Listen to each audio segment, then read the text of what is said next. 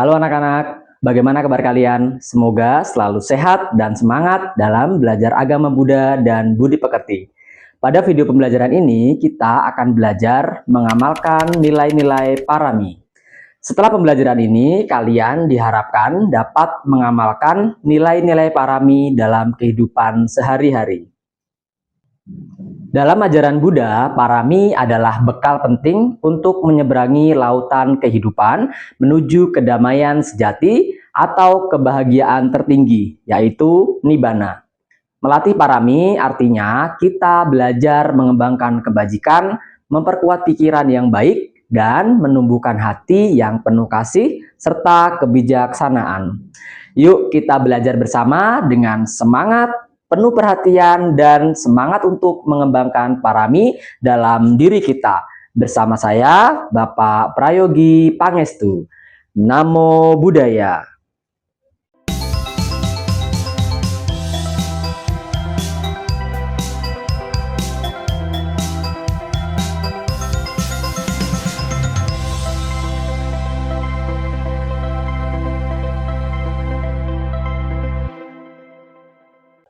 Parami berarti kesempurnaan, yaitu kebajikan-kebajikan yang harus kita latih dan kembangkan untuk mencapai pencerahan, terbebas dari penderitaan dan siklus kelahiran dan kematian. Sekarang, mari kita pelajari 10 parami, yaitu 10 kesempurnaan yang harus kita latih agar bisa mencapai pencerahan dan terbebas dari penderitaan. Yang pertama, dana parami atau kesempurnaan kemurahan hati. Dana artinya memberi dengan tulus tanpa mengharapkan balasan. Ada 4 jenis dana, yaitu amisadana, memberi barang seperti makanan atau pakaian.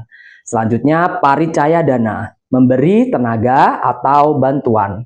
Selanjutnya abaya dana, memberi rasa aman dan memaafkan.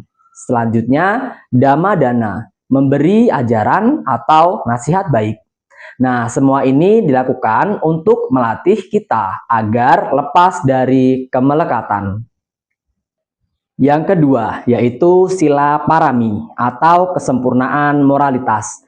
Menjaga moralitas artinya menghindari perbuatan buruk dan melakukan yang baik.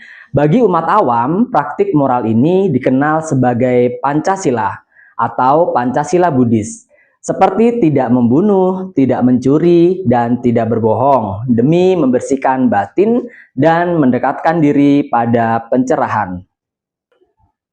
Yang ketiga, nekama parami atau kesempurnaan melepaskan keduniawian. Pelepasan adalah belajar melepaskan keinginan dan keterikatan terhadap hal-hal duniawi. Dengan pelepasan, kita tidak mudah terikat oleh kesenangan sesaat dan belajar hidup lebih sederhana, damai, dan penuh makna. Yang keempat, panya parami atau kesempurnaan kebijaksanaan. Kebijaksanaan bukan sekedar pengetahuan, tapi pemahaman sejati atas kehidupan. Dengan melihat bahwa segala sesuatu itu tidak kekal, penuh penderitaan, dan tanpa inti diri, kita bisa menjalani hidup dengan bijak dan tenang. Yang kelima, wirya parami atau kesempurnaan usaha.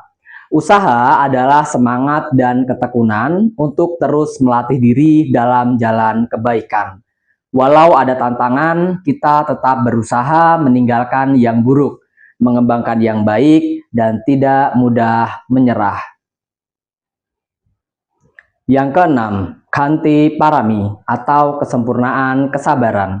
Kesabaran adalah kemampuan menahan diri dalam menghadapi rasa sakit, hinaan, atau keadaan yang sulit.